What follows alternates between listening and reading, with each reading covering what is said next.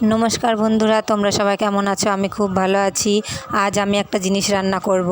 দেখো, আমি চালের গুঁড়াটা ছেঁকে নিলাম, নিয়ে আমি লঙ্কা কুচিয়ে নিলাম, তারপরে নুন হলুদ এটা দিয়ে দিলাম। এটার মধ্যে আরও কিছু দেওয়া যায়, তুমি যদি মন করো পেঁয়াজ কুচি ধনেপাতা কুচি দেবে। ধনেপাতা কুচিটা না দিলে ভালো হয়। এটা বলো তো কি, কাতলা মাছের তেল। কাতলা মাছের তেলের বড়া খেতে তো খুব দারুণ লাগে। তোমরা কে কে খেয়েছো তোমরা অবশ্যই কমেন্টে বলবে। দেখো, চালের গুঁড়াটা ছেঁকে আমি কাতলা মাছের তেল দিয়ে কিন্তু এটা ভালো করে মাখিয়ে নিচ্ছি।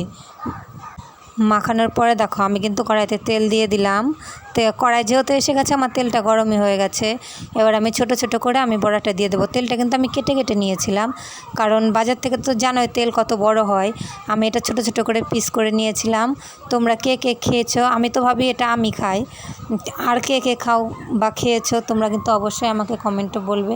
আর এই বড়াটা খেতে কিন্তু খুব ভালো লাগে। আসলে সকালবেলা তোমার দাদাভাই বাজারে যাচ্ছিলো, তাই আমি বললাম যে মাছ আনবে, একটু মাছের তেল আনবে। মাছের তেল আনতে চায় না, রাগারাগি করে। আমি বললাম কি, আজকে ছেলেও যেহেতু বলেছে এর জন্য এসছে মাছের তেলটা। যাই হোক, বড়াটা কিন্তু খেতে দারুণ হয়েছিল। তোমরা কে কে খাও অবশ্যই কমেন্টে বলবে। টাটা।